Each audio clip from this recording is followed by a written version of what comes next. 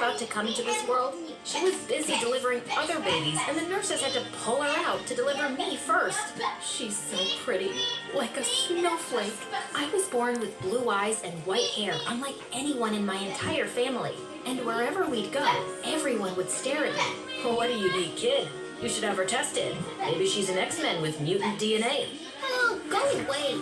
Listening to such stupid people and seeing how Mom got scared for me every time, I decided to fix things on my own. I took some paint colors and decided to color my hair all brown. Oh, Clover, what are you doing, honey? I don't like strangers coming up to me all the time, Mom. I want to fix it myself so I can be normal like the others. Sweetie, you are normal, and you don't have to change anything about yourself for anyone. But they just keep bothering me. Then give them time. When people see something they're not used to, they get excited, but over time, they'll get over it. Trust me. To my delight, I discovered what Mom said was true. When I started school, at first, all the kids would stare at me, but then they all wanted to be my friend. By the time I was 14, guys would go crazy over me. And even though I secretly liked all the attention, I wanted to focus more on myself and my studies. So I worked my butt off and got into the best high school in Texas. But when I told Mom this, she shocked me with something even bigger. She was going to volunteer in a small village in South Africa and asked me to move in with my aunt, who also lived in Texas. My aunt? How come I've never heard of her after all these years? That's because she ran away to marry a super rich guy and got in touch with me only recently. But why her, Mom? And how am I going to live without you? The place I'm going to is very remote with almost no communication with the outside world.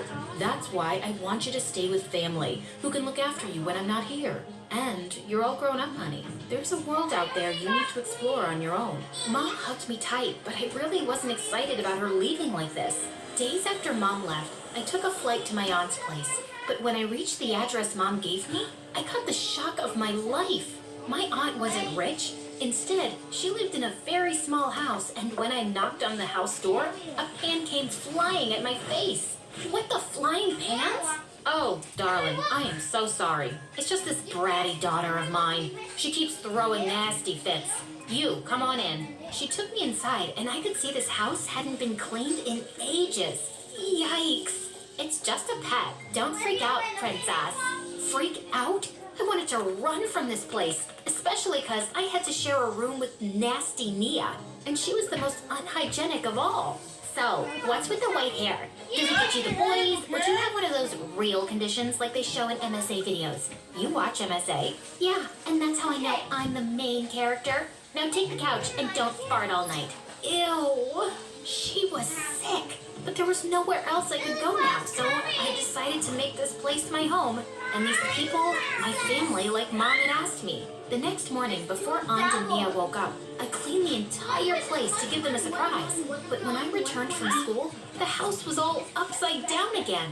You guys, I worked all night to clean this place. Well, who asked you to do it? Anyway, I couldn't find any of my stuff with everything so tidy, so I messed it all back up. Oh, this girl was such a nuisance.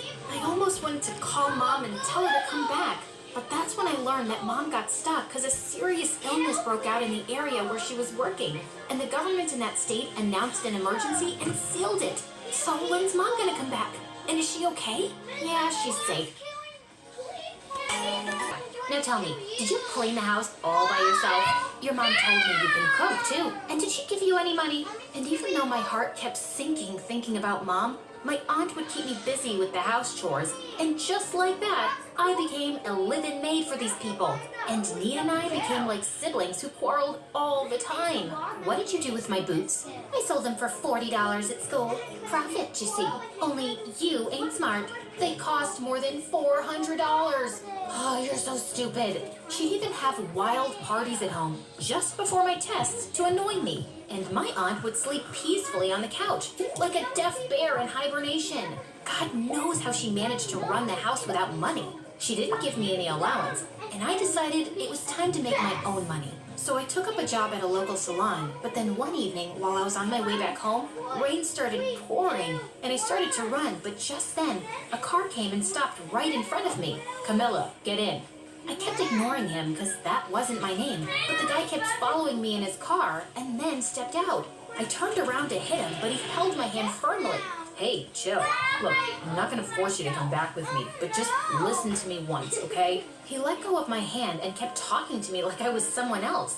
Look, sir, I think you're mistaken. I'm not Camilla. It can't be. You both look so similar. God, is that your real hair? He then apologized to me and went away, but only after a few seconds, he came back running. What now? I can at least drop you at home. It's terrible weather and